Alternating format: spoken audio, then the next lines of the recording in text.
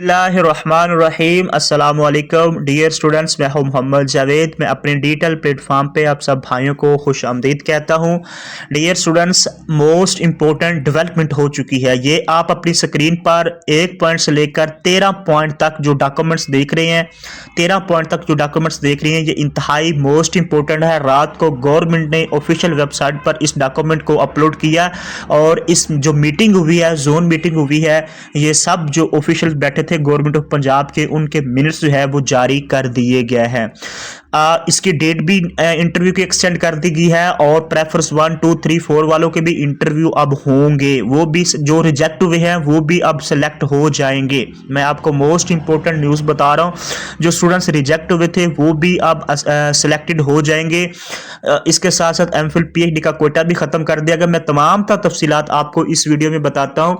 आपने वीडियो को ज़रूर सुनना है और एक एक पॉइंट आपने ज़रूर सुनना है। आपने देखना है कि आप इसमें फॉल कर रहे हैं या नहीं कर रहे। छोटी सी दरखास्त है कि आप चैनल को ज़रूर सब्सक्राइब कीजिएगा।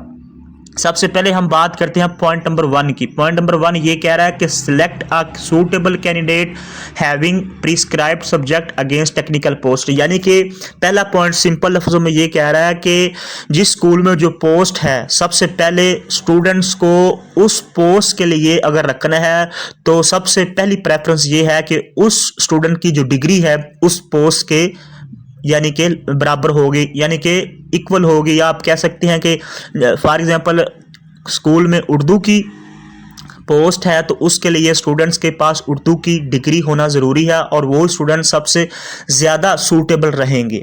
उनके कहने का मतलब ये है कि जो स्कूल में वैकेंसी है उसी वैकेंसी के मुताबिक जिसके पास डिग्री है आप उस स्टूडेंट्स को जो है वो भर्ती करें, उनको जॉब दें। ठीक है, अगर स्कूल में मैथ की वैकेंसी है, चाहे ईएसटी है, चाहे पीएससी है, जो भी है, तो सबसे पहले उसको जो है वो आप प्रेफरेंस दी जाए, ताकि बहुत सी कैंडिडेट्स ऐसे हैं जिन्होंने स्कूल में अप्लाई किया है, उनके पास डिग्रीज मैथ की, बायो की, फिजिक्स की, केमिस्ट्री की है, लेकिन स्कूल में पोस्ट उर्दू की है या मैथ की है या कंप्यूटर साइंस की है। तो इस तरह अब उन्होंने ये भी जो है ना, ये इस पे जोर दिया है कि जो स्टूडेंट्स की डिग्री उस पोस्ट के मुताबिक है उसको प्रेफरेंस दी जाए। अब दूसरा मोस्ट इंपॉर्टेंट पॉइंट ये है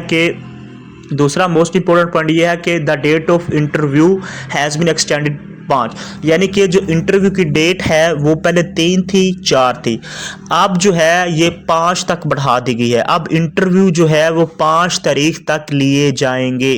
इंटरव्यू के डेट को मजीद एक्सटेंड कर दिया गया है।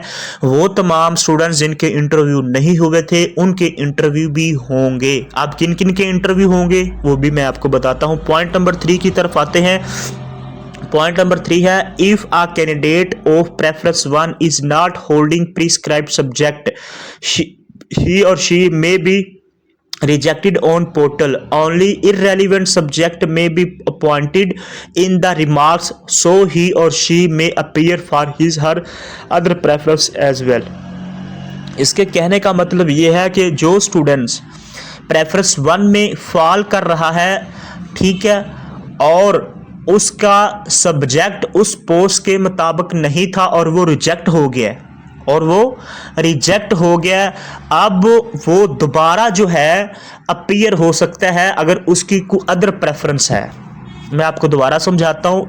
इनके कहने का मतलब ये है, फर्स्ट प्रेफरेंस वाले जिनके इंटरव्यूज हो चुके हैं उनका रेलिवेंट सब्जेक्ट उस स्कूल में नहीं था और वो रिजेक्ट हो चुके हैं। अब उनको भी दोबारा सिलेक्ट किया जाएगा दूसरे स्कूल में, दूसरी प्रेफरेंस पे या तीसरी प्रेफरेंस पे। चौथा पॉइंट आप समझ ले, चौथा पॉइंट भी इससे रिलेटेड है। If a candidate is not selected on one preference in the top places, he or she may be called for interview for his her second and third preference. यानी कि जिनके इंटरव्यूज हो चुके हैं या होने हैं, पहली 10 पोजीशन इंटरव्यू किनके हुए हैं, जिनकी पहली 10 पोजीशनें थी और 10 पोजीशनों में से जिनकी फर्स्ट प्रायोरिटी थी, फर्स्ट प्रेफरेंस थी, अब उनके इंटरव्यू हुए हैं। वो ये कह रहा है कि अब जो है जिनके टॉप 10 पोजीशन है और उनकी प्रेफरेंस सेकंड है, थर्ड है, फोर्थ है, फिफ्थ है, अब उनके भी इंटरव्यू लिए जाएंगे। जिनकी पहली 10 पोजीशंस हैं उनके इंटरव्यू, उनमें से फर्स्ट प्रेफरेंस वाले के इंटरव्यू हुए हैं। अब वो ये कह रहा है जिनकी पहली 10 पोजीशंस हैं, अब उनकी अगर सेकंड, थर्ड या फोर्थ प्रेफरेंस है, उनके इंटरव्यू भी कंडक्ट किए जाएंगे। ठीक है।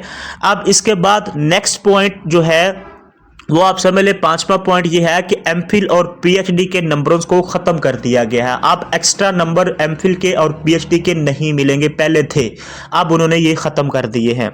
इसके बाद छठा पॉइंट आप देख ले, in case of tie preference will be given to the resident of the same village मौजा वार्ड यूनियन काउंसिल। यानी कि वो ये कह रहा है कि अगर कोई स्टूडेंट्स किसी स्कूल में उसकी जॉब हो जाती है और वो ये रिफ्यूज कर देता है कि मैंने जॉब नहीं लेनी, तो सबसे उसके बाद फिर होगा कि उस काउंसिल के बंदे को, उस यूनियन के, उस वार्ड के बंदे को फिर वो जॉब मिल जाएगी जहां स्कूल है और वो जिस वार्ड में रहता है, जिस यूनियन काउंसिल में रहता है वहाँ कोई जॉब है और उसको नहीं मिली, किसी और बंदे को मिली है और वो बंदे ने रिफ्यूज कर दिया है, तो उसके बाद फिर उसी बंदे को प्रायोरिटी प्रेफरेंस दी जाएगी जॉब के लिए जिस काउंसिल में जॉब है, ठीक है, या जिस यूनियन काउंसिल में जॉब है और वहाँ पर कोई बंदा रह रहा है उसको फिर जॉब दी जाएगी। इसके बाद आप सातवां पॉइंट देखिएगा। सातवां पॉइंट ये कह रहा है कि STI hearing is purely based on open merit Kota of revised disable and minority. यानी कि माइनॉरिटी और डिसेबल का कोटा जो है उसको खत्म कर दिया गया है। कोई डिसेबल, ये ओपन मेरिट पे होगा, इसमें कोई डिसेबल कोटा, माइनॉरिटी का कोटा नहीं है। इसके बाद आठवां पॉइंट जो है, सेपरेट बजट पास करवा लिया गया है जनाब गवर्नमेंट ऑफ पंजाब से। इसके बाद अगर आपकी कोई कंप्लेंट्स है, कोई आपको कोई दिक्कत, कोई मुश्किल आ रही है, कोई आपने शिकायत करनी है, तो आप 7 तारीख तक शिकायत कर सकते हैं।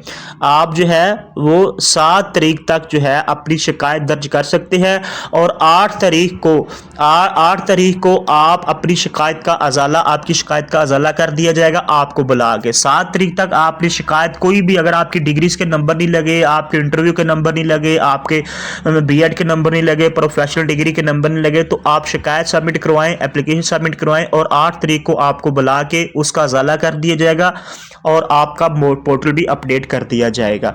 इसके बाद जो 11वां पॉइंट है उसको भी आप जरा देख लें। If a students wants to withdraw his her applications it should be in written form in case of his her refuse to given statement. वो ये कह रहा है कि अगर किसी स्टूडेंट ने एप्लीकेशन विथड्रॉ करवानी है, वापस लेनी है, तो वो रिटन एप्लीकेशन देगा और उसकी पोर्टल पर फिर एब्सेंट जो है वो लिखा जाएगा। 11वां पॉइंट है, school without applicants will be accommodate through the school. ये भी ठीक है। Selected poll shall remain valid for period of 3 month. यानी कि वो ये कह रहा है कि जो आपको जॉब मिलनी है उसकी जो डेट है वो 3 मंथ की है, यानी कि जो टेन्योर है आपकी जॉब का वो 3 मंथ है। 3 मंथ के अंदर अंदर आपको फारग कर दिया जाएगा और आपको जो जॉब मिलेगी वो 3 मंथ के लिए होगी। ये वो तमाम तर पॉइंट्स है जो मैंने आपको बता दिए। अगर फिर भी कोई आपका क्वेश्चन है तो आप मेरे से पूछ सकते हैं। एक तो डेट एक्सटेंड हो गई है 5 तारीख तक अब इंटरव्यू हो सकते हैं। पहले 3 थे, 4 थे, अब 5 तक हो सकती है। जो लोग प्रेफरेंस 1 में थे उनके इंटरव्यू हुए हैं, अब प्रेफरेंस 2 वाले, प्रेफरेंस 3 वाले, प्रेफरेंस 4 वाले के इंटरव्यू भी होंगे। एक बात। दूसरी बात, पीएचडी और एमफिल के नंबर भी खत्म कर दिए गए हैं और कोटा जो था माइनॉरिटी का और डिसेबल्ड का उसको भी खत्म कर दिया गया है। ठीक है। अब इसके साथ साथ जो स्टूडेंट्स जॉब नहीं करना चाहता छोड़ देगा, उसकी जगह पर फिर दूसरा कैंडिडेट जो मेरिट पे होगा उसको जो है वो जॉब मिल जाएगी।